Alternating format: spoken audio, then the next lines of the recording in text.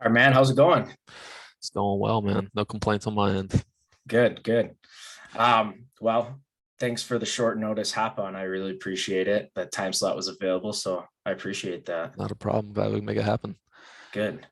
So So, I'm yeah, gonna you ask you go. I'm gonna ask you first All right, let's because go. right before we started recording, you told me you poured concrete and that used to be your excuse for not training like intently, right? Because you Yeah. you put so much physical labor in. And I've often wondered, like for people who are in like contracting work where their career involves a lot of like true manual labor where you're actually putting in like a ton of workload. Um, I, I know that builds like a pretty solid foundational strength, It right? does. But I've never believed that like that could be like your only source of fitness. Um, like one diet's got to like come in there, and the Yes. diet's part of fitness. Yep. But two, like it was my belief that you're putting in so much work in like an 8 to 9 to 12 hour work day or whatever, but there are things that you still should work on outside of that gym, so or outside of your work in the gym. So what do you do to complement your intense work day with your like true fitness? All right. So, like you said, with fitness, diet is one thing. And I would say that's where most guys in the construction world lack. It's so easy to stop at a gas station and grab some food. It's so easy to go run over to McDonald's, Burger King, whatever you want to name. It's just easy. So Yeah, that's what you do. And then you're always on a timeline, deadline. So you don't, if you don't prepare, then you're just going to grab whatever's easiest. I got into the really bad habit of I literally wouldn't eat until I got home for dinner, oh and I my would eat. gosh. I would eat everything, like easy 1,000, 2,000, 2,500 calories. Sit down, eat it all. I'm done for the day. And then same thing, rinse and repeat. Yeah, And then when you notice that you were a little off or a little tired, and then the coffee comes in, and then that's an all day thing. Energy drinks come in, that's an all day thing. So it was literally starting to cut those out and starting to prep food. yeah, um, I mean, even if you're making a sandwich, it's going to be better than some gas station food. for sure. So it's getting prepared for that. So that's, I think, the biggest thing, because I think a lot of construction guys would actually be jacked if they just ate super healthy all No, day, every yeah, day. that's They what would I was just kind of be, figured. they'd be in insane shape. Because But I also like I see them too frequently at the convenience stops or like the gas station picking up chips and cokes and shit. And I'm like, donuts and Mountain I Dews feel and like if you dialed in your diet, you would be very yes, fit because of just simply how much work you do in a given correct. day. Correct. Yeah. I mean, and that was actually a running joke for a long time is with me, my wife is like, man, if I just nailed in my diet, like I knew it, I just didn't do anything Yeah, about it. I was like, yeah. if I just dialed in my diet, I'd be jacked, like guaranteed. Like I've been in the construction business since I was 18. So I don't want to date myself, but it's been a long fucking time. So I wouldn't maybe be jacked, but I would be in very, very, very good shape. Right. But with not planning your day out and meal prepping, Yeah. it just doesn't happen. Right. It's So like, I mean, every athlete knows they can't out train a bad diet. no, You can train 4 hours a day of like intentional conditioning and lifting and CrossFit style training or whatever. If you eat like crap, you're gonna put on body fat. Your body's not gonna perform well. It's the metabolism's gonna suffer because you're not giving it the right nutrients. And so right. I Or guess they do it's the construction diet and they literally don't eat anything all day. They get their yeah, energy off of energy drinks, and then they just binge eat as soon as they get home. They eat everything in sight. yeah, The wife will be like, hey, dinner's going to be done in a half hour. Sweet. I'm going to pound this bag of Cheez Its, and then I'm going to eat dinner with you guys. And then I'm going to eat after that. yeah. Like it's bad. It And was so bad. so you fix your diet. So yeah, I'm actually figuring out what I like for a diet Yeah, and what works with my body, because I think that's important too. yeah. Um, so I have, I would say, some IG issues. If I eat any sort of bread, I'm screwed. Like I hurt for the next two Really? days. Yeah, it's Well, a little insane. bit of like gluten sensitivity, I guess, huh? Yeah, and I don't know if it's necessarily the gluten. Um, it probably is. I don't know enough about it, but as soon Hmm. as I cut that out, I'm good. Yeah, I feel so much better. I sleep better. I wake up better. yeah. a curfew on my coffee, noon. I try to do noon. Sometimes it hits 1, but 1 has been the absolute latest I've done The in the hard past. cutoff. Yeah, that's the hard cutoff. So really just dialing that in and figuring out that aspect. Yeah, And then it's fun to experiment with diet, it right? is. To try different things, try what's one convenient but efficient and healthy to like what your body like runs on, because everyone's a little bit different. What you run on the best, Right. what's easy to pack, what's easy to eat. Because if you're sitting there trying to eat, cold, like kind of soggy vegetables and dried chicken, like you're not going to stick with that. So it's got to be enjoyable to some Right. extent. And So that's the other thing too, is I mean, I hunt, so I love venison, yep. but taking cold venison, I mean, eating cold venison sucks. Like it's better when it's warm and fresh and just Yeah, came off the grill. So working out in the field, you don't really have those options. I mean, even a sure. microwave would help, but you don't always have that power where you can plug a microwave in and heat stuff up. So it is finding that. And now I'm at the point where I don't care if the venison's cold, I'm Yeah, eating it just yeah. because I know what it's going to do for me. And I just feel better when I eat it. So dialing funny. that in, figuring that out. Yeah. And it's kind of making those mental changes, kicking the sodas. I've never been a big soda drinker, but I fell into the energy drink hard. Yeah. I'll have one every now and then, but it used to be 1, 2 a day plus coffee. Is bad. Yeah. So, and it's hard to get off that cycle. And that's the biggest part. As soon as you can get off of it, then everything kind of starts to change and fall into place. Right. You start feeling better, which means you can train a little harder when you get home. Right. Train a little harder, so you eat a little better. It's like a self-rewarding little circle that you can kind of, by making those small changes, you can make more small changes, and they end up being big. Correct. Yeah. So, one small change leads to massive improvement because everything just builds off each other. Right. Well, it's, I explain to people frequently who either don't exercise or don't diet at all or whatever. It doesn't require a large stimulus when you've had no stimulus, right? So like if you've never exercised before, you don't have to start working out twice a day or running 3 miles a day or whatever. Right. It really requires a very small stimulus to incite like a very large change. Just start moving for 15 minutes a day by walking, stretching, body weight squats, just like moving your body. You're going to start seeing differences. And then you're going to be able to start moving for 20, 25 minutes. And like those little changes add up very quickly in the beginning, right? Yes. And then it forms into, I can do this for an hour. Now I can start squatting load and I can start running. And, my professor in residency in Oklahoma, he's in his 70s. And he always asked me about CrossFit whenever I was in residency up there for 2 years. And I always offered to show him how to work out because he like loved it. He loved watching it and everything. And he's always like, yeah. And then I was like, well, you never accept the offer. I'm like, I got a garage, you'd be private. Like I'll help you out if you really wanted to.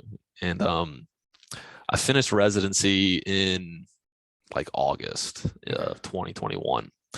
And I've been going back there to close out some work that's outside of residency that I wanted to, is just a little feather in my cap that I was searching for.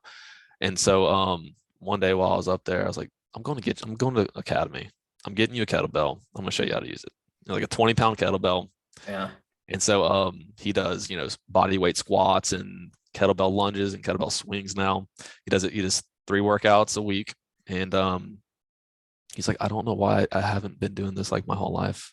No, he works out for 15 minutes 3 times a week. His knee pain's going away. He's got more energy throughout the day. He moves around better. I mean, he's in his 70s. And he's like, I don't know why I never took you up on this. He's always so afraid that it was going to be so painful to do. Right. I was like, it requires such a small stimulus to make that initial change. For sure. And then you can add in a little more stimulus because like your body will adapt so quickly to a small stimulus when there's been none. Right. And so it's not like because he watches the videos of me snatching 280 pounds or whatever. Like that's not what you're going to be doing. You just got to do this 20-pound kettlebell.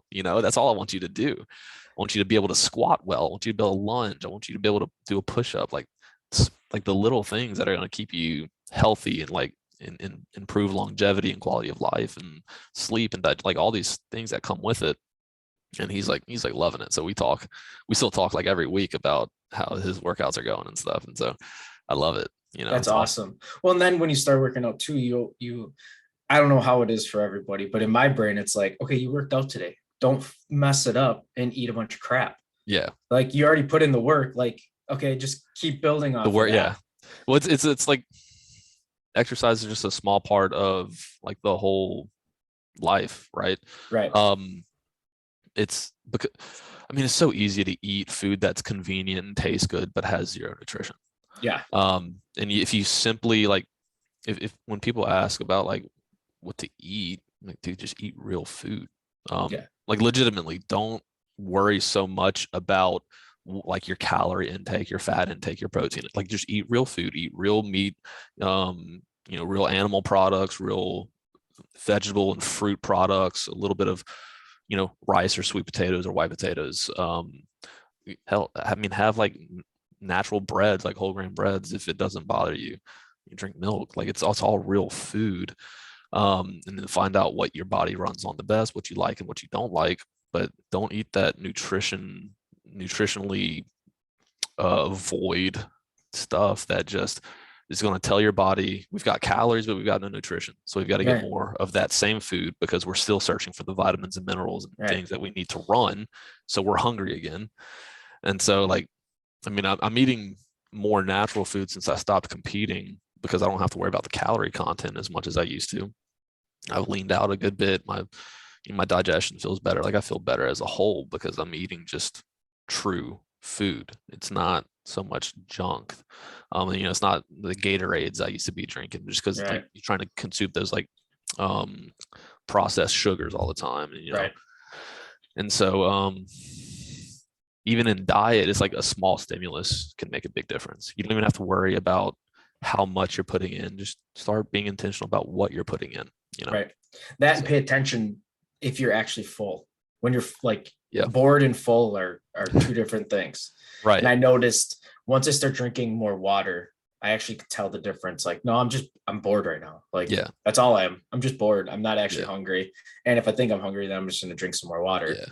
And I think that boredom hunger comes more like I notice it more whenever I'm snacking on things that aren't like nutrient. Like if I snack on dried mangoes versus snacking on, like crackers and or like chips or pretzels or whatever, I get pretty satisfied quickly on dried mangoes, but not so quickly on like pretzels and stuff. Because again, like that's like nutrition content. Your body needs a certain amount of nutrition. It will tell you to eat to get that. And so I think it's helpful to just put in those highly nutritionally dense items. Right. Yeah. I totally agree with that because I do the same thing. It's just binge eating. Yeah. Like all these chips taste so good, but they're doing absolutely nothing. Exactly. And then you're hungry 5 minutes later and you're like, okay, I just ate all that. I shouldn't be hungry. Yeah. So, and that's exactly it. That's exactly why. Yeah. So back to your other point, my strength, I feel is pretty strong. Mm-hmm. So I do jiu-jitsu.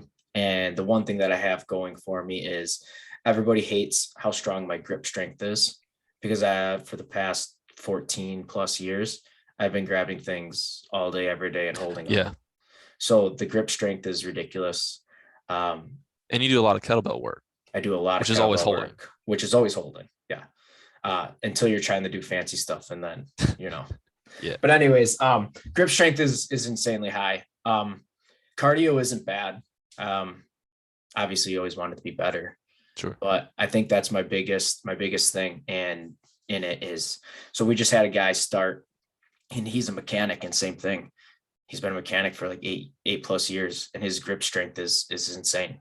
Yeah. And it's not a fun thing if he gets you wrapped up because you're like, oh my God, I'm not breaking this grip. How can I get around this? Yeah. So that's the benefit of it. But everything else, you don't really get weak. You just kind of plateau and just stay there.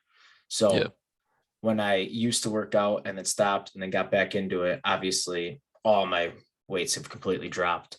And then the other thing is you're so used to moving lighter weights over the course of 8+ hours compared to moving heavy weights over the course of an hour. Mm-hmm. That's a big difference. Yeah. So you have that longevity, but you don't have those short bursts Yeah. of power. Yeah. Does that make sense? Yes.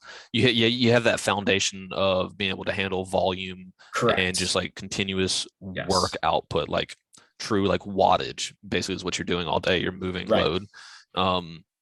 But yeah, that top end strength probably doesn't get worked out as much. No. The intensity doesn't get worked because again, it's dragged over 8 hours. So you can't really have intense spurts of, a minute, 2 minutes, even, sub minute. And times. sometimes you do if you got to lift something heavy and move it around or whatever. Yeah. But I mean, you're looking at maybe twice a week, and that takes 5 minutes. So you're at 10 minutes total for a whole week. That's nothing. Yeah. And then you're like, oh man, that's heavy. I'm weak. And technically, yeah, but technically no. So getting back into working out, it kind of sucked, hurt the ego. Like you think you're going to be strong and you're not. So that you just got to get over. Yep.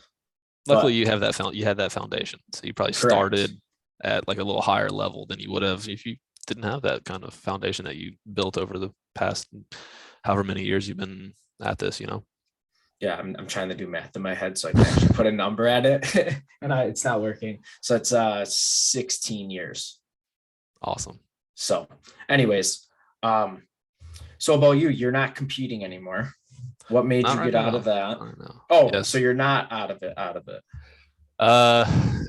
Maybe we'll see. This will be like the third time I've retired. Okay, it's like I've quit concrete work 3 times, so I know the feeling. Yeah, it's the first time I stopped competing was in 2018 after I qualified for the CrossFit Games, my first time, and I was in grad school. I was studying for my boards. I was applying to residencies.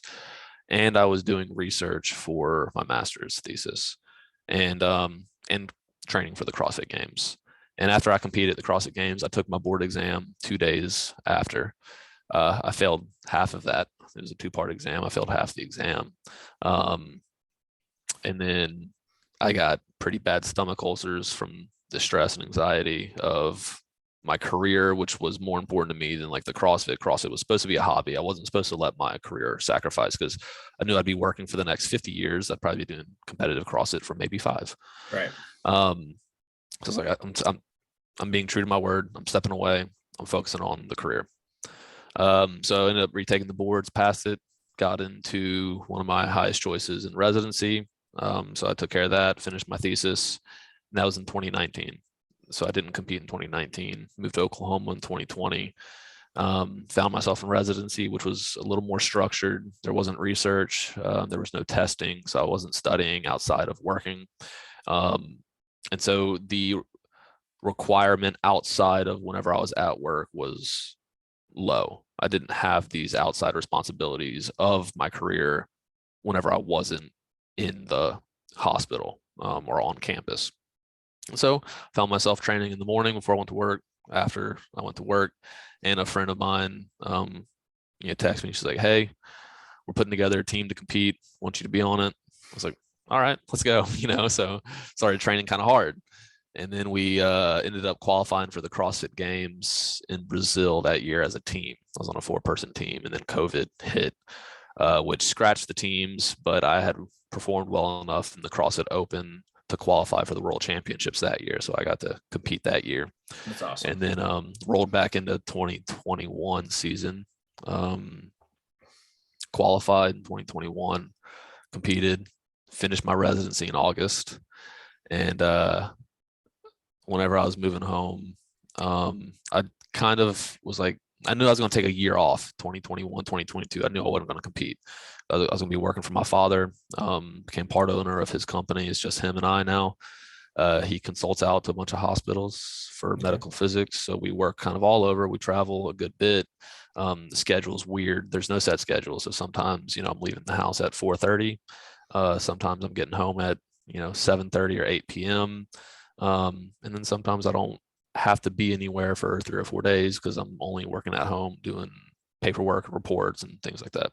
So there's absolutely zero schedule, pretty much, at least no recurring schedule. It's not a 9 to 5. It's not a 7 to, there's no time period for it. It's whenever I work, I work.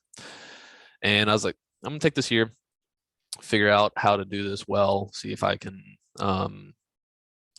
figure out a good routine or a way to structure training or whatever. And I'll try to get stronger through this year. I'll try to put on some weight so I can come back in 2022, 2023 with just a little bit better strength base. And so I found in the first like few months of working for the company, it was really hard to stay on any kind of structure with like strength training and finding time to be in the gym. And it was kind of like stressing me out trying to hit like these progressions without knowing when I could be, or what days of the week I could even be in the gym. Right. And traveling a lot. I was still going back to Oklahoma. And so like I wasn't really seeing any kind of improvement in lifting for like months. The stress was pretty high. And like the joy was not there anymore. I wasn't loving what I was doing in terms of like being in the gym. And it was a lot of mental, I moved across states. I moved into a new house, started a new job. Yeah, there's a lot going on at the time, Mm-hmm. but the joy of training was just not there. So, figured it's better for me to focus on the career. I'm gonna take a step back indefinitely. I'm done. Because I need to succeed in my career. I cannot let that suffer. For sure. So like fitness will just be what I can do when I can do it as much as I can. But there's no requirement on it. There's no requirement to compete or anything. And so, just started training just for the love of training, just doing what I enjoy doing. And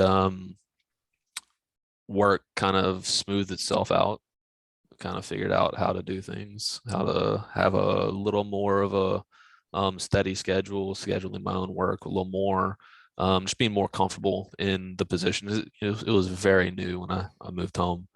And so kind of found that I could start training a little bit more, and we'll see what happens in, next year. I won't go individual again.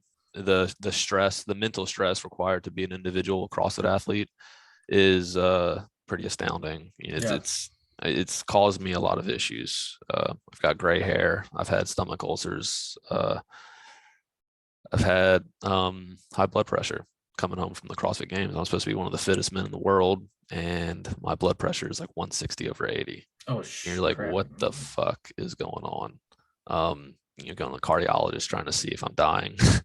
It's just the amount of stress that comes with it it's not healthy, So and is that just stress because you want to be the best and you want to be able to perform the way you think you should be able to perform, or what do you think that stress is? It's a lot of things. In 2018, the stress was from trying to make progress in a master's thesis, studying for final exams, studying for a board exam, and going to the CrossFit Games for the first time, all within the same week. Literally, I took all my finals and my board exams the week after I competed at the CrossFit Games. That's crazy. And so like those things took precedence, but I was also like, I cared so much about how I performed in CrossFit. And turns out both sides of it suffered because I put so much focus on trying to do all of it. Right. 2020, the 2020 games was not so bad. I didn't have to travel anywhere to compete. I was in the middle of residency, so things were just kind of like at a steady state flow there. Then 2022, I bought two properties. I bought a house. I bought land. I moved across states. I was traveling for work before the CrossFit Games. I was really trying to like dial things in for training for the CrossFit Games while traveling and doing all these things. And I had another set of boards in 2020, 2021, 2 days after I got back from the CrossFit Games again. Because there's 3 parts of the board exams. I've got to take all 3. So I took the second part. And so all of those things, again, and the career can't suffer. Right. And so It's like you care about all these different things that are pulling you in very different directions that require very different stimuli. And most people only focus on one of those things at a time. And I was kind of trying to focus on all of them. So, once again, the stress became a lot to handle. My dad also got pretty sick in that time, which is why I ended up moving home a bit earlier Okay. to help him out with work. Um, he ended up he had gotten COVID, Okay. probably from coming to watch me compete in CrossFit, and I came home early to do as much as I could for the company so that um, nothing would suffer. And he fought through, and he's completely fine now. He's doing really well. That's good. But That's good. it was probably like a month of him being pretty sick, like kind of close to passing. Which I told him he's too stubborn to die. The dude's an animal, but it that was a lot of stress. No, for Um, sure. For sure. I mean, I totally get the stress part. yeah, I'm trying to run and lead a family. I'm trying to grow a concrete company, get my workouts in, yeah, um, make sure all my kids have what they need in their sports, and yeah, trying to help out in any way I can there. Uh, Pay attention to my fitness. Now I want to start this podcast thing. I'm trying to do a lot of things yeah, too. And I yeah, noticed that it's easier for me because I can literally, I'm pointing to my whiteboard right now, but I literally just put everything up there. yeah, My wife can see what I have going on. I see what I have going on. And then I can just schedule. And that's yeah, been my biggest hurdle in the past forever. I've just gotten okay at scheduling. yeah, So learning how to schedule has been super, super helpful. Um, I was super stressed when I started this. I had a good run for like my first 3 episodes. Everything was lining up, and then like took a huge break because I never could schedule and figure stuff out. yeah, And then finally I was like, nope, I'm only recording on Thursdays. That's it. These are the 2 times. If I yeah, get 2 in that day, cool. If I only get 1, not a big yep, deal. And then just go from there. yep, Workouts, I get up at 4:20 every morning. Um, and then I'm out in my gym by 5 o'clock. yeah, Uh, if I don't work out that day, I'm doing either paperwork or whatever for the business before everybody gets up for school. And then it's off to the yeah, races, and yeah. the I mean, evenings are filled. So I get to, it. I get it. I get the yeah, stress to part. balance all the things, you've got to be incredibly intentional with each hour of the day. Yes. You don't have that. You don't have the luxury of not being intentional with those hours. If you want to see improvements in your fitness, in your diet, in your work, in your family, like you must be intentional with these things. You must go to the gym or Yep. go to your garage or your living room. Yep. If you want to be intentional with your diet, you must cook real whole foods yourself, Mm-hmm. or source it out to someone who can. If you want to see your business grow or your career excel, you must put in intentional effort to being better than those around you at those things. Mm-hmm. And so, like, whenever you're trying to do all 3, 4, 5, 6 of these tasks at the same time, you've got to be intentional about all 4, 5, 6 of those things at the same time. And you've got to compartmentalize them. And that's one thing I've learned is how to compartmentalize, like focus on one thing right now for this amount of Yep. time. Yep. Even though you've got all these other items in this corner, you've got to focus on this for this amount of time. And then once that time's up, on to the next. Yep. And so it's the same thing with all of it. Yeah. I've noticed, man, I wish I remember the name of the book, but I read this. And I think it's like the only thing I took from this 500-page book was it's like the 7 successful habits, Mm-hmm. or something along those lines. It's as soon as you're going to start a new task, whatever that task is, literally take 2 minutes and be like, all right, this is what I'm going to do. I'm going to be the best at it. I'm going to do my best at it for right now. And then once that task is done, before you move to On the to the next next one. task, you do the same thing. Yeah. So my biggest thing is when I come home from work, yeah, I talk to my wife about business and how we need to do stuff and what I have going on. But I sit in my truck for like 3 minutes and just be like, all right, work's done. Now it's time to be a dad. Now it's time to be a husband. Yeah. I'm going in. They don't need to know any of this stuff right now unless they ask about it. Then we'll talk about it. Yeah. But it's just changing your mind and being like, I'm working on this now. That's it. Yep. And that's been a huge help Yep. because I'm not bringing home the massive issues that I may have had at work. And if they ask about it and bring it up, it can be brief, but it doesn't have to bring everybody else's day down just Right. because of my day went like crap. So that's been a huge shift for me. Same thing when I go into jujitsu. Okay, I'm here for jujitsu. That's it. I'm here for working out. That's it. Like sitting down just before the podcast, this is what I'm focusing on. These are the questions I want to ask. This is what I'm doing for the next hour to 2 hours. And then once I'm done, I'm done. Then I can move on to the next thing. So yeah, being intentional for what you're doing is huge. Yeah. And trying to optimize those hours, Correct. It's a requirement. Correct. And you get better. Again, takes a small stimulus. It takes just writing it down on a whiteboard at first, and then you just kind of get better and better and better at optimizing your time. And just takes that small stimulus.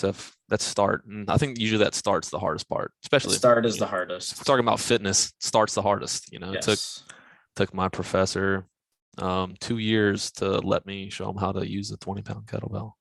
Yes. But now he probably won't stop for the rest of his life. Probably not. So because it feels good. It does. As soon as you're done. So I've noticed that my intensity has been lacking in my workouts for like the past month. Mm-hmm. I actually just got off the phone with a CrossFit gym yesterday, and I'm going to be signing up there in the next week. Awesome. So I'm pretty excited about that. I just want to try it, see what it's all about. Yeah. Kind of get that back into it. I'm a super competitive person, so I have a feeling I'm going to just go down that rabbit hole super deep. I don't have any intentions. I do not want to compete. I just want to have a really good workout. That's what I said. Yeah. I am really focused. I do want to compete. I just got over a shoulder injury. I want to compete more in jiu-jitsu. Yeah. So I want to be ready for that. So yeah, I started jiu-jitsu like a couple months ago. Did you? Yeah. Congratulations, man. How is it? I love it. I used to wrestle in high school. I wrestled for 8 years. And then I started doing CrossFit after high school for 8 years. And so whenever I was like, whenever I'm done competing in CrossFit, I'm gonna give jiu-jitsu a shot because it's the closest thing I can get to wrestling. Yes. That's acceptable for, you can't just go do American style wrestling as a 27-year-old dude. Probably no. So I was like, jiu-jitsu is the next closest thing, and so I started that, and I freaking love it, man. It's really fun. I don't go nearly as often as I want to, especially picking up training a bit more with some of the competitive athletes at our gym. But I'll never stop now. No. Yeah. So you're hooked. I got hooked right away too. And I knew it as soon. It was like day 2, and I'm just like, everything freaking hurts, and this is amazing. Yeah. There's no way I'm stopping. So, doing CrossFit and then going into jiu-jitsu, your cardio has to be amazing. It's one of the things people hate the most about me there. Exactly. I knew it would be. I'm good on my feet because the wrestling background, but I get caught on the ground because it's so anti-intuitive for me to go to my back on the ground, right? Yep. In wrestling, that's how you lose. You don't go to your back. And so like, and the people who are experienced in jiu-jitsu are so patient in grappling, especially on the ground. They're so comfortable being there. And I'm so used to like pushing a pace and trying to tire out an opponent or, moving a lot that whenever I first started with the jiu-jitsu, I'd find like the experienced opponents or the experienced guys in the gym just being so calm whenever I'm just like working so hard to try to get them whatever to get any kind of position. And usually I get to my feet, try to get a takedown, try to pass the guard, get in side controller mount, and let them up. And then I just try to go on points with the experienced guys, or like today I'm going to work on the ground game and see, how long it takes them to, mess me up or get me into a submission. But other day, like I'm going for points today. Let me see if I can just keep like scoring. Oh, that's funny. Wrestling is definitely, it's close, but it's so different at the same time. Right. And like you said, those experienced guys, what they do, and all the experienced guys at our gym say the same thing. We reel you in and we smother you until you're gassed out, because now all your energy's gone and we don't have to do anything after that. We literally can just take our time and just do whatever we want. And they're 100% right. Because you're going to wear yourself out. Luckily, I haven't gotten worn out yet. Well, yeah, you my probably engine's have pretty been. deep. Yes. So that's, like I said, that's one of the things that people hate so much is that, I mean, I can find how to kind of push a pace. Yeah. Again, if I get caught, dude, I mean, I'm done. Yeah. But if I can avoid getting submitted, I can get those guys pretty tired still, especially with the letting them up again. Just Yes. like kind of like that. I can't beat you on the ground. There's Yeah. no way for me to be. I'm okay. Okay, let's start on my back feet. up. Yeah, let's get back up. That's awesome. Have you noticed that? So when wrestlers come into our gym, how many guillotines have you been stopped with? Because that's like their biggest thing. Their head's always down as a wrestler. Yeah, twice, and that's all it took. I was like, Yeah. I can't shoot anymore because they're just gonna give me like a front choke. And I'm gonna be done. So I've been much more patient on my feet, and try to I try to move them more now so that I can still get in on a takedown quickly without getting caught. And so I'm kind of I've learned just a very small amount there. But yeah, the last time I got caught in a front choke on a takedown, I was like, can't do that anymore. I gotta stop. I gotta figure out a different way. Yeah. So, or you just got to keep your head up. Your right. head's always got to be up. If right. It's down. It's like free game. Yeah, I'm taking for sure. it. For sure. That's awesome. What made you want to get into jiu-jitsu? Just you knew you wanted to do it, and that I missed that like combative sport, right? I loved wrestling. It was a huge passion of mine when I was in high school. And you know, I would still, even in like grad school, I would still go up to the old high school room every now and then and say hi to the coaches, wrestle a little bit. And so, you know, the passion was still there. The love of the sport was still there. Right. It's the only sport I really ever watched. And so after competing in CrossFit, I said I'd never do any kind of combative sport while I was competing, just because the risk of injury is very high. I mean, I've already I think I have a broken hand, and I've just like completely torn up my feet and my neck. Right now, you have a broken hand. I think. I'm not sure. I can't shake anyone's hand without like kind of curling over in pain. Okay, all right, it's fine. It'll heal. It'll heal. And so yeah, the risk of injury was too high. So I said, you know, once I'm done competing, I'll start giving jiu-jitsu a go. Yeah. And so I was done. So found a gym that's close by and just started going. So what do you prefer? Do you prefer gi or no gi? No gi, obviously. Obviously, you're a wrestler. Yeah. Too many things to get choked with when I'm wearing the gi, man. 100%. I'm the opposite. I wasn't a wrestler, so I love the gi because of that reason. I can block you with your own gi, which is fantastic. Yep. And then I can also choke the crap out of you with even my gi. Yeah. Which is just fun. Yeah. And I think the experienced people are there's so much more patient with the gi. With the when you just have the rash guard. I can push a pace much better there because they there's can't slow nothing you to down. hold on to. Right. So I love the no rash guard, or sorry, the rash guard. But then again, one of the instructors over at the jiu-jitsu gym was saying that the older you get, the more you'll like kind of move towards having a gi because it's so much less intense in terms of like pushing a pace, and it's just easier on your body because you move a tidbit slower, you know, just a tad slower. Well, you just are able to move slower. Right. Yeah, that's the same thing. All the younger guys love no gi at our gym. Yeah. And they're just like, they just want to go fast. Yep. But the problem about going fast too is you can make big mistakes. Yep. If you make a big mistake, I can catch you in it. Well, if you make small mistakes, it's harder to catch you in a bad position. Yeah.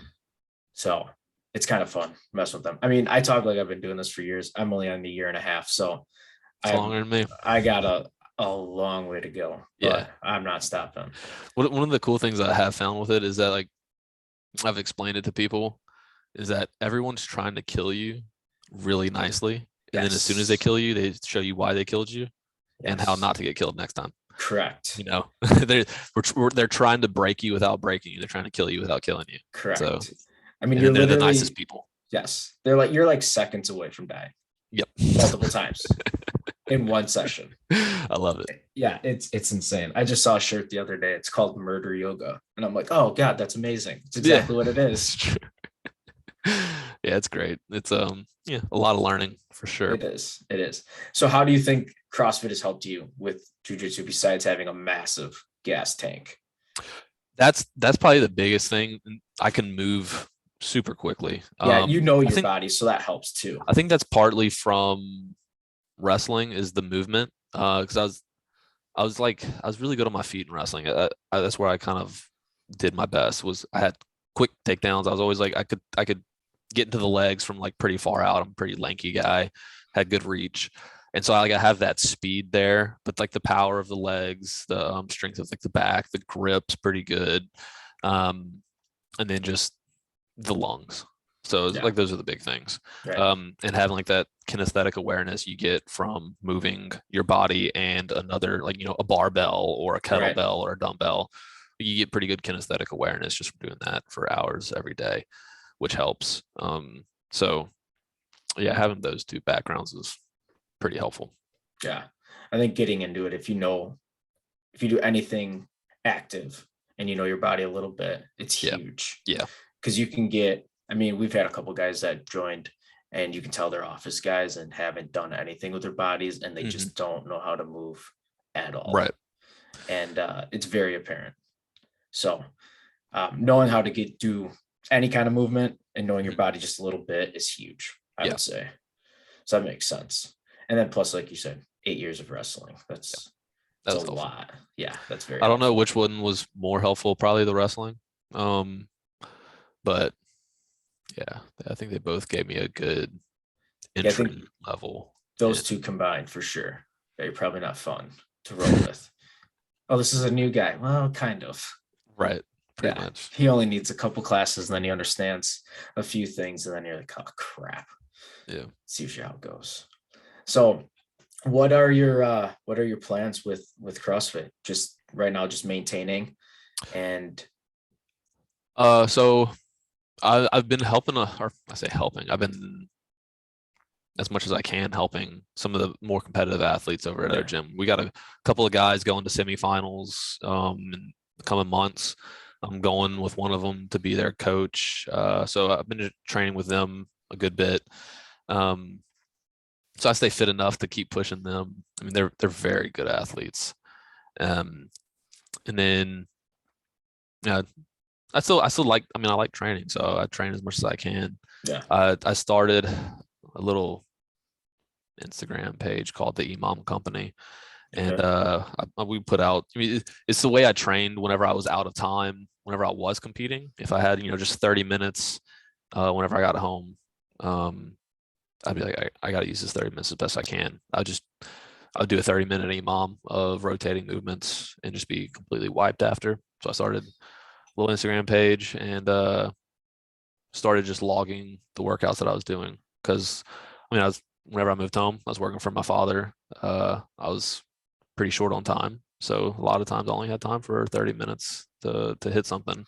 So I reverted back to like that same style of training and fell back in love with it. And now it's pretty much how I train every single day. I'll do those workouts, those 30-minute workouts or 40-minute workouts on the minute style training. You take away like that for time, for load, for reps, like thought process, and it's more task oriented.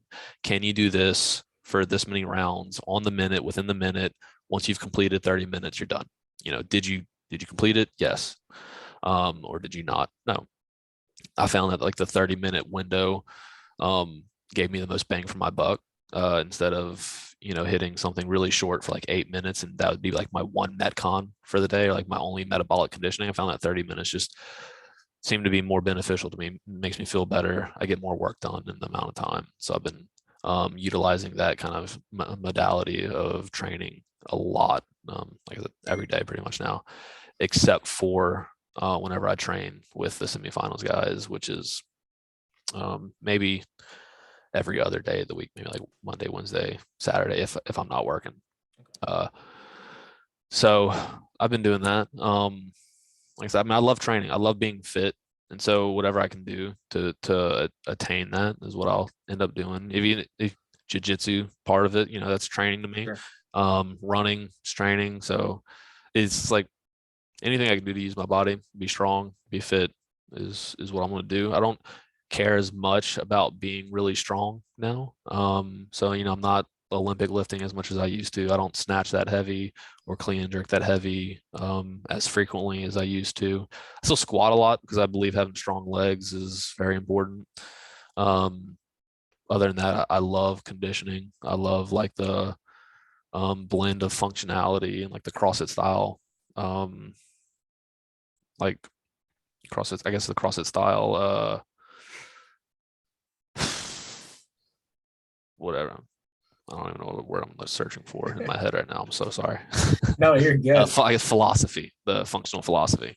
And so, yeah, I probably train for 2 hours a day at most. And by that, I mean like warm up to cool down 2 hours a day. Okay. Absolutely the most. Some days it's just an hour.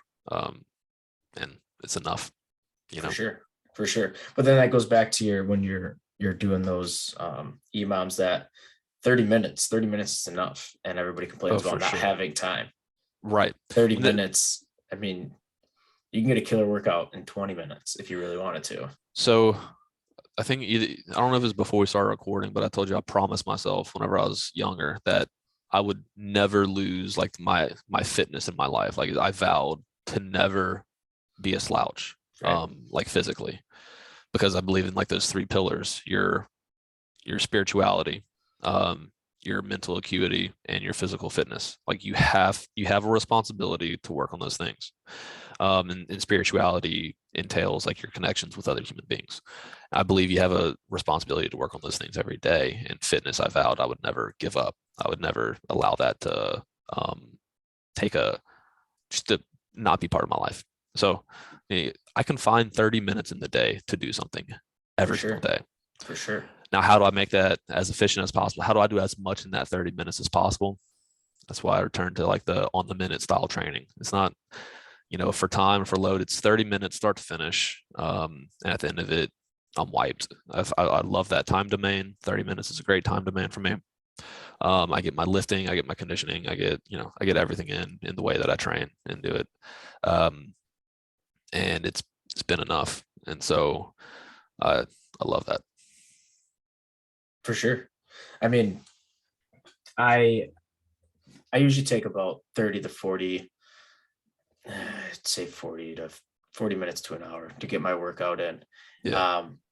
And then now I've been seeing that it's been taking a little longer, and I think it's more of, like I said, I've lacked that intensity that I want. And then I think I'm just sick of doing the workouts I'm doing. Mm-hmm. I don't know if it's just because I want to change it up or what it is, but I feel like I need to do something. And when I feel that, it's like, okay, figure out what we need to do and just do it. So that's why I reached out to that CrossFit gym. And they have a class at 5 o'clock in the morning, which is freaking sounds horrible to a lot of people, but to me, it's like, oh hell yeah, I'm done by 6 o'clock. I can shower and go straight to work. Perfect. This is amazing. This is exactly what I need. Yeah. And then worst case scenario, if I have to do the 6 to 7 o'clock class, I can do that too. So just figuring that out. And I just want to keep progressing in what I'm doing. Absolutely. And I also do jujitsu with a guy. He's been doing it for 2.5 years. He's a cop. He's also 50, but he's been doing CrossFit for like 12 years.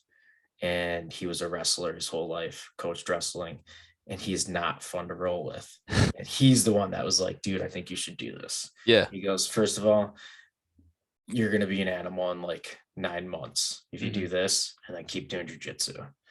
And I was just like, all right, because I was complaining about my workouts, and I was like, hey, I need some pointers. Like, what do you got? So he gave me some workouts, and they've been great.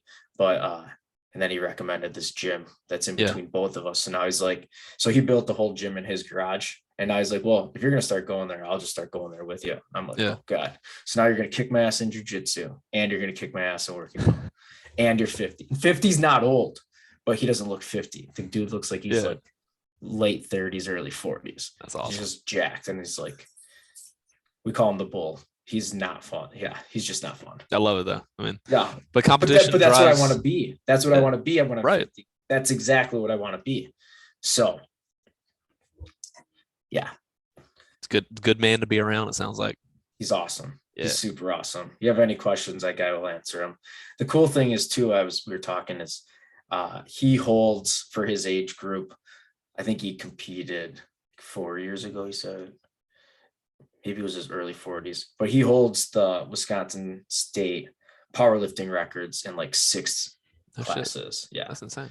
So the man's just an animal in all aspects. 100%. So you can legally, he's just a boss. But yeah, he's awesome. But he said his CrossFit coach was noticing how strong he was getting in some of these lifts. And he's like, hey, I think you should lay off CrossFit for a little bit, focus on these couple lifts. And he's like, I think you could take that record. That's awesome. So he did. And he had 6 and he currently holds 4. So that's sweet. I think that's pretty impressive. I want to be that guy when I'm 50. That's what I'm saying. That's a good thing to strive for. Yeah. Just find that guy and bring him in close, learn from him. So, he said he'll be able to start in probably June because his schedule will let up a little bit. But awesome. So that means I got to surround yourself with. Yeah. I got a month to condition myself to not have him kill me. So you got a month. I got a month. That's not a long time. But so we were talking about nutrition. What's your main focus on nutrition? I eat a lot of the same shit every day, to be honest. I do too. So every breakfast is a little bit of like gluten-free toast, 3 eggs, maybe 4 eggs, and some fruit. It's the same thing. Coffee, 2 coffees in the morning, with cream and agave nectar. So a little bit of fat, a little bit of carb in there. Lunch has been pretty much the same every day. It's ground up venison and pork, and some sweet potatoes. Pretty simple. Maybe some veggies in the sweet potatoes. Very, very easy. Before I train, I actually eat a little bit of milk chocolate, a little bit of carbohydrate, like a little bit like simple sugars before I work out. After I work out, whey protein, fruit. Dinner has been like a fattier meat. So I've been doing like either oxtail or ribeye or pork, or just trying to get a little bit of variety in the protein source there, as well as some animal fats, rice, usually white rice, and then vegetables. And then my wife's been on this like kick of making homemade ice cream. And so I've been having some homemade ice cream every single night, dude. It's so good. And she does like the Ben and Jerry's fish food style. So it's chocolate ice cream with like some chocolate chips, marshmallow cream, and caramel. They love it. So good. Yeah, it sounds amazing. And so it's pretty much the same thing every day. And since I stopped competing in CrossFit, I've lost like I think like 17 pounds. Holy crap. Big oops. It was an accident. Just I haven't been intentionally trying to cut weight. But I've leaned out significantly, lost 17 pounds. So I'm assuming that's 17 pounds of muscle loss. No, I mean, I've leaned out significantly. Okay. So I competed in last year. I competed in the games, or probably around 205. Right now I'm 195. So I'm about 10 pounds lighter than when I competed. After the CrossFit, I was trying to get heavier, trying to get stronger. So I was like 212. Okay. So now I'm back down to 195. I squat pretty much comparatively to how I squatted. I don't clean and jerk or snatch as frequently, but so I don't test those things. I have no idea where I'm at. But in terms of squatting, I'm very close to where I was. I've just leaned out a good bit. Probably a lot of it's probably inflammation, like water retention, and then a little bit of fat loss and a little bit of muscle loss, surely. Sure. But my intention is not to be the strongest human as I can be right now. If I ever compete again, I'll get heavier, I'll get stronger again, because that's where you got to be to compete. But I'm not training to be competitive. I'm training to be a fit human who's hard to kill. For sure. I mean, I'm right there with you. I like that philosophy of being hard to kill. But what I keep saying is I want my kids to always have to keep up with dad. Yeah. And not me have to keep up with them. So that's been my main driving factor of, all right, guys, keep up with dad. I don't care that you're 9 and 7 and 4. You got to keep up with dad. And then when you guys are all in your teens, you're still going to have to keep up with dad. Yeah. that's the main goal. Yeah, my parents instilled a pretty good foundation of like being physically fit. As long as I can remember, they've worked out like pretty much every day since I was a kid. They've always had a home gym.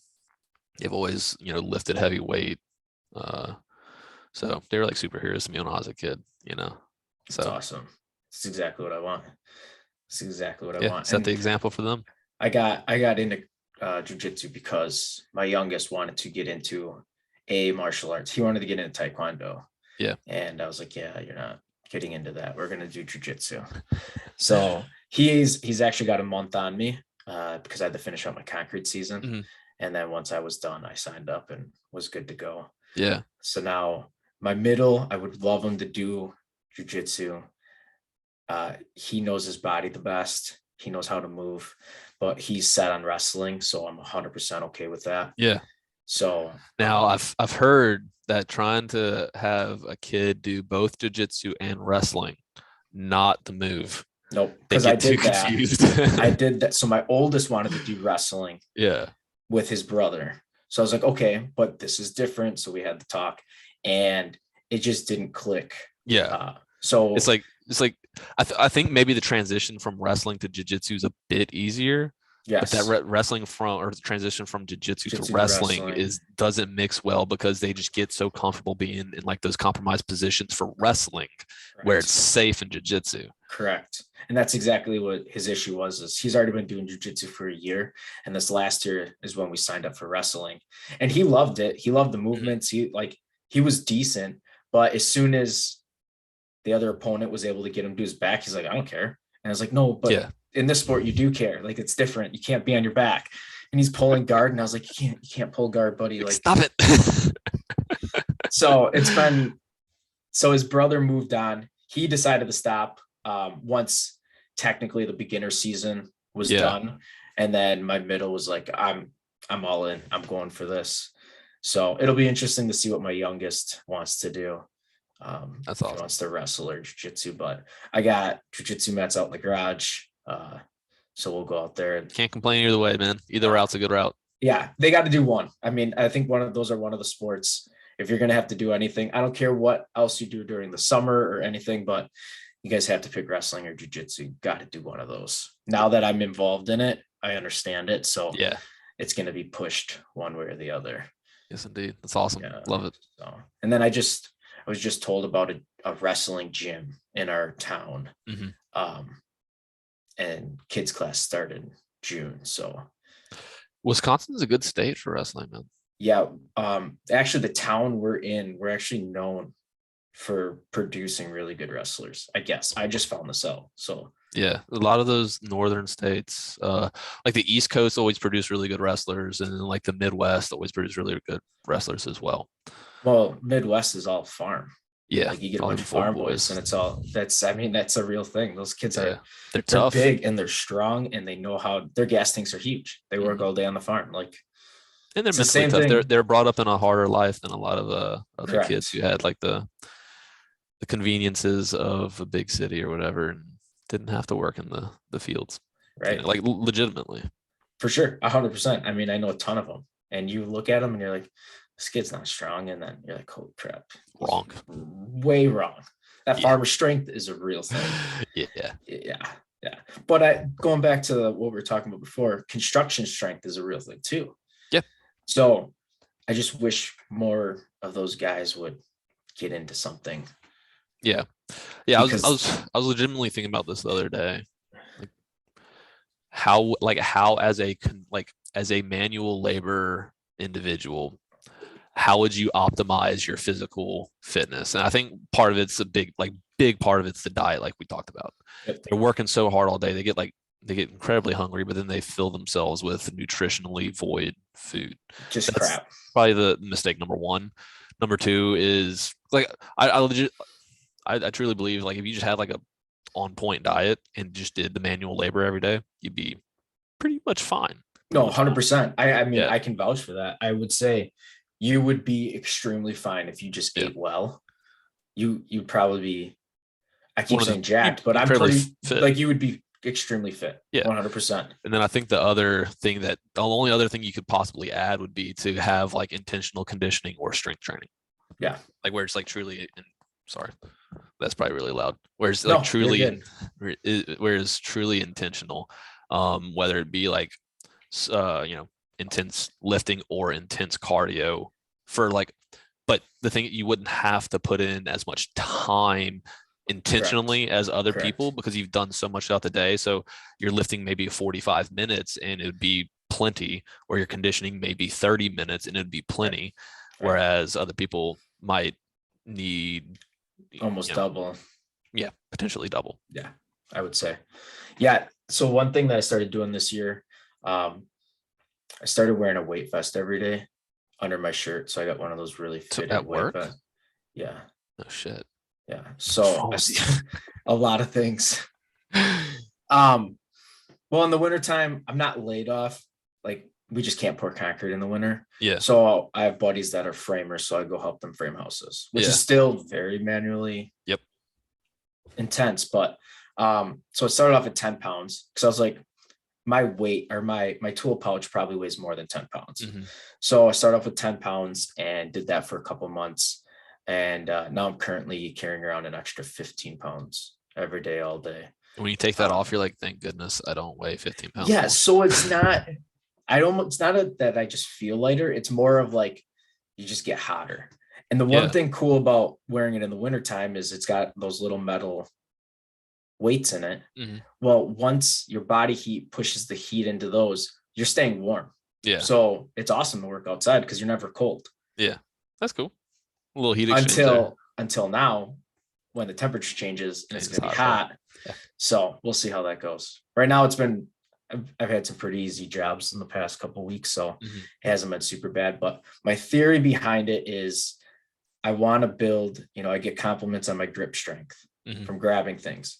Well, I want to have that little bit of extra leg strength. So if I'm carrying around an extra 15 pounds every day, my body will adapt and my legs will just become stronger. Which is a little bit of foundational. Correct. This is like a true foundational strength, right? Just the support your body would require just to support that extra bit of weight for 8 hours it's a lot. It's a lot. Well, my rule is I can't, even when I get home, I can't take the weight vest off unless I hit my steps for the day. If I hit my steps for the day during my work day, then the vest can come off. But if I didn't hit those steps in my day, I'll wear it almost right up until I go to bed. Nice. So I don't know why I make all these stupid rules, but to challenge yourself. I just want to see what it can do. The only problem is I don't know how to measure it. Grip strength, I can almost measure. Sure. With leg strength, I don't know how to measure that because if I'm already squatting, it's just going to become stronger no matter what. Sure. So I don't know how to measure that. Maybe it's a mental struggle of it as well. I'm sure it gets pretty tiring wearing all that. Yeah, I don't really notice it anymore. No. I mean, I wouldn't do that. I wouldn't wear a vest all day.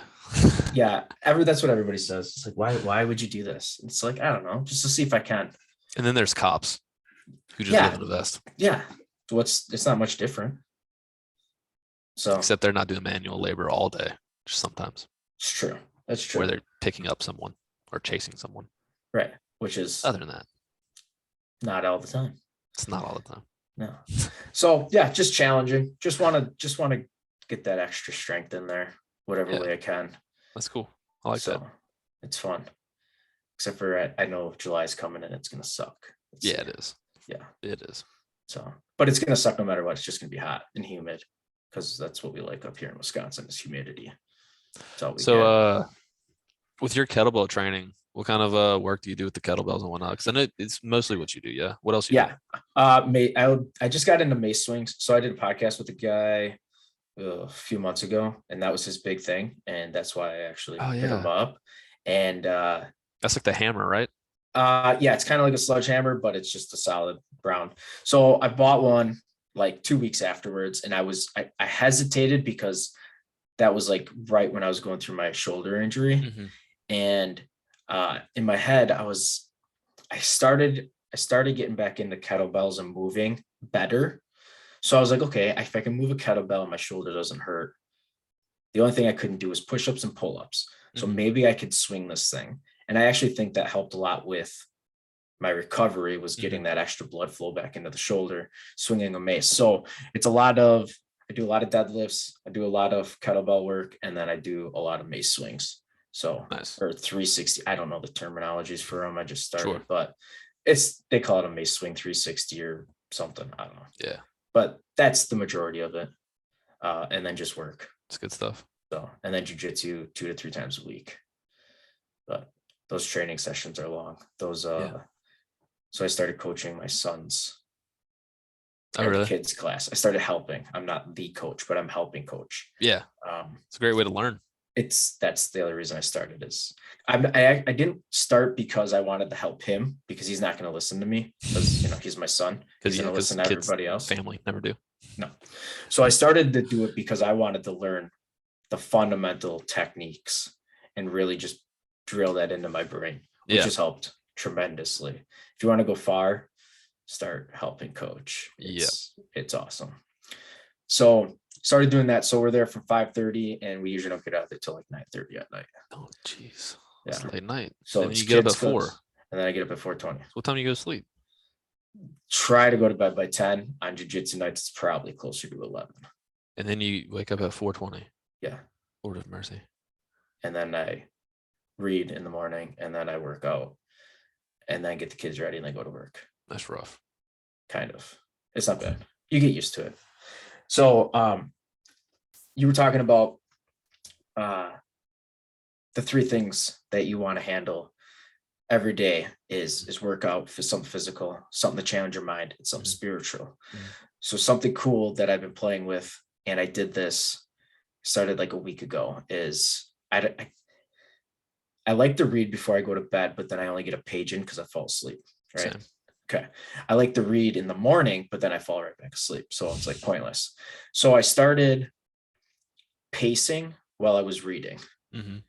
And I noticed that my mental clarity and understanding what I was reading and my reading comprehension like skyrocketed. Really? Like crazy. So I could read faster and understand what's going on better and remember what's going on. The only downfall is I did it before I went to sleep, and then I couldn't fall asleep for like an hour. Yeah. So now I started doing that in the morning, and it's a great way to wake up. That's interesting. I like that. Yeah. So I highly recommend trying it. Yeah. I used to be very lethargic in the morning. I would grab a cup of coffee and then start reading on the couch before I train, because I'd do the same thing. I'd wake up at 5, start training at 5:30 before I go work. So I used to just have a cup of coffee and read whatever book I was on. And I used to just like hate doing anything immediately in the morning. Yeah. But as of late, I've just been grabbing a cup of coffee and then just start working on whatever it might be. And I enjoy like just getting right into the pace kind of immediately. Yeah. And I used to not be like that. I used to hate it. It's a hard transition. Yeah. Once you realize the benefits though that it's doing for you, it's awesome. Yeah. I really think that pacing and read, like if I sit down and read in the morning, whether I have coffee or not, I mean, I could take pre-workout and try to read. I'm falling right back asleep. Yeah, It's because you're sleeping for 3 hours, dude. No, it's more than that. I get about 6 to 6.5 hours. Yeah. Sleep. So it's pretty good. That's like right at the cusp of not enough. It's right at the cusp. It is. And some days I will fall back asleep. I mean, there's been plenty of times where I get up to get my workout stuff on, and all of a sudden I wake up and it's time to get the kids up, and I'm like, and then my day just sucks. Those are the worst days, aren't they? The horrible. Like, oh, I've just ruined my entire day. The whole day is off. Your decision making is off. Like it's hard to explain to people what that actually does for you, because it sounds so shitty and it sounds like it sucks. But once you're in the groove and you get moving with it, like if you're off one day, like your day's ruined. Your whole day is ruined. And it could be the best day ever. And it's not as nice as it should be. You know what I do to keep me getting up now? I have 2 alarms set back to back. I immediately turn the first one off. The second one's 5 minutes after. And that's whenever I just make myself get up out on the second one. I immediately turn the first one off, fall back asleep, and the second one, like my body wakes up much more easily. Okay, so I tried that. First, it pissed my wife off because it's for 20 in the morning. So she's like, dude, if you're going to get up, you got to get up to that first alarm. You Yeah. cannot do a second alarm because now you're waking me up. Second, I didn't mention this, but now she's pregnant. So we're coming up with Congratulations. baby 4. Thank you. Now she's pregnant, and I don't want an angry pregnant wife. It's a dangerous woman. It's very not fun. So Dangerous woman. yeah, I'm just up. It's just get up and Yeah. go. Like Yeah. there's no questions. Until the hardest thing is like, so we have a 4, well, I say 4, he'll be 4 at the end of May. The hardest thing is when he still gets up. Mhm. And I know with the new baby coming up, sleep is just not gonna be a thing. You're actually going to be at 3 hours then. Probably we're gonna shoot for 3.5. But yes, it's gonna be rough, but that's okay. We'll figure it out. As a father, a business owner, a husband, how do you prioritize the aspect of being hard to kill, like being like a physically fit human being, like not being like a passive human? The biggest thing is I don't know if you know who Cam Haynes is. I know the name. Yeah. He's a big runner, like an ultra marathon. Yeah. You think I'm crazy? Like that guy's crazy. Yeah. That guy runs like a marathon a day. Yeah. Like no human should do that. That's just No. no. Anyways, his one of the things that he said that really sticks out to me is when he started to make the change in his life is he realized it's one thing to be a loser, but it's another thing to be a loser dad. Yeah. That's a completely different thing. Like it's one thing to be a loser to society, but when you're a loser to your own kids, yeah, like that's a completely different side of it. And that's when I was like, okay, what do I need to change? Because I don't want to be a loser dad either. Mm-hmm. So I didn't really have a plan. I just started and then just started adding things. And I like too many things, and that's probably my problem. Like, why do I wear a weighted vest? I don't know, because I think it might help me in the future. So I'm going to do it. Because why not? Why am I doing CrossFit? Well, because I've noticed that my intensity working out at home is gone stagnant. I'm still moving, but I'm not progressing the way I want to. So I'm going to change it so I can fix it. So it's realizing where you're struggling at and that you need to fix something, and then figuring out what you need to do to fix it, and then going after it. You know, a lot of people will look at that kind of situation, be like, look, whatever I'm doing isn't working and it needs to change. But they'll look at what they might have to do to change, and it's hard, right? It's hard to call the CrossFit gym and be like, hey, you know, I'm interested in CrossFit, or going to buy some dumbbells from Academy to do workouts in your home, or like getting out on the road and walking for the first time, or running, or whatever. It's hard to make those changes. And I think a big fear for a lot of people is to say, I'm going to make this change and it's going to hurt because there's going to be a stimulus involved and it's going to be uncomfortable. And what if nothing changes? Like, what if I commit to this intentionality of being a fitter person, like, or I try new foods that I hate, or I spend like this hour on Sunday cooking for the week. And what if I don't lose weight? What if I don't get stronger? What if I don't, like, all these things? And so that's a very hard thing for people to be like, all right, I'm going to make the change. And if it doesn't work, that's okay. I failed at that, but I'm going to figure out how to change again. And maybe that'll fail, but it's unlikely that you're going to continue to fail every time you make a change. Right. But what is certain is that if you don't make the change, you're going to remain failing. You cannot become a success without making some sort of change, you know? And so that's a hard thing, I think, for a lot of people to grasp. Like my biggest struggle with that was whenever I started studying hard. I was a pretty average student in high school, but whenever I went into undergraduate, I was going to study physics. It's one of the second. It's the second hardest major behind chemical engineering, I believe.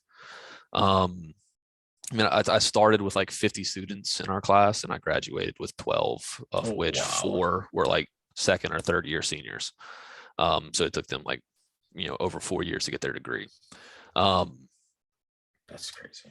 And so going from an average student who didn't study, just kind of went off the seat of his pants, to I've got to make a change. and I'm going to spend like countless hours studying and doing math problems and doing practice problems and going to a tutor.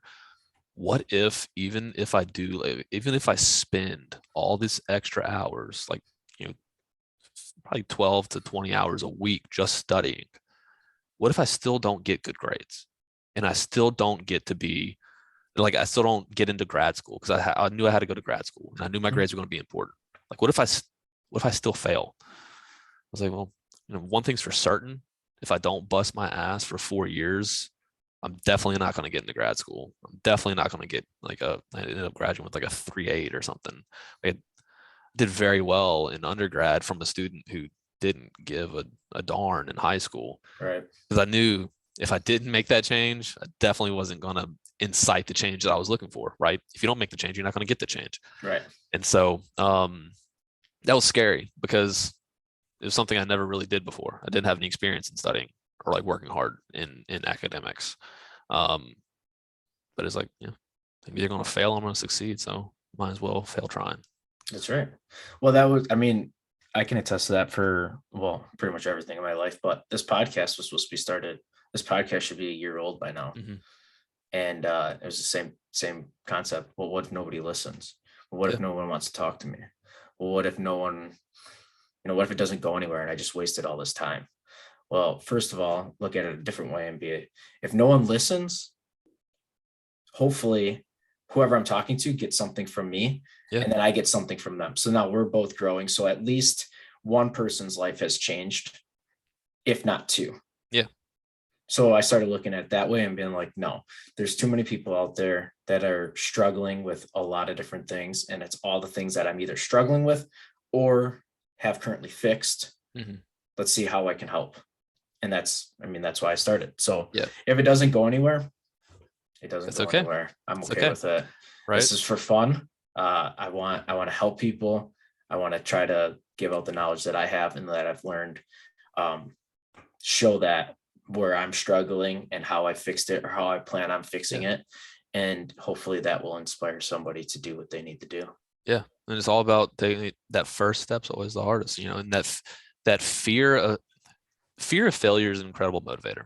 For sure. It will either motivate you to do absolutely nothing because you're so afraid of not attaining the result that you set out for yourself, or it will motivate you so much that you will refuse to quit until you've attained what you set out for yourself. That fear of like failing.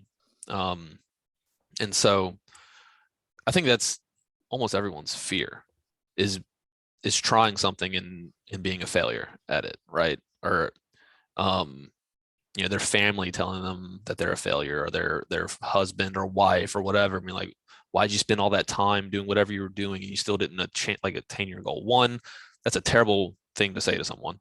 For sure. Two, like, everyone's got that intense fear. And it's not a reason to not try, to not work hard, to not give it a go. I mean, most people who like end up succeeding, I'd say almost everyone who ends up succeeding has no clue what is going to happen when they start out on that journey.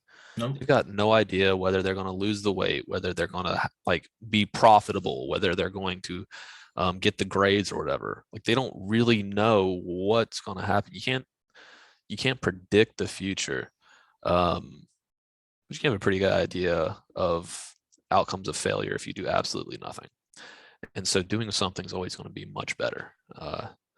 And failing's completely fine, because I mean, everyone fails, and like those people who do make it, they'll be the first ones to tell you that like they'll never take away like those failures that they did have, because they taught so much, they learned so much from falling down, and they had to. There's no option to not fail, because you're going to make mistakes, you're going to do things wrong, but that's how it's supposed to go. So that's what you got to do. I mean, owning your own business, I'm sure you've run into issues in the 16 or 18 years you've been working. You're like, yeah, I've made a lot of mistakes, but here I am, over a decade later, still hustling. Yeah, it's uh, as long as you learn from your failures, you can move forward. Mhm. And that's the other problem is people don't want to have to start, they've reached a certain point in their life. They're afraid of starting over with something, even though it's new. Like Yeah. that's why a lot of people don't start, because they don't want to have to start over and be the new guy again or the new Yeah. girl again.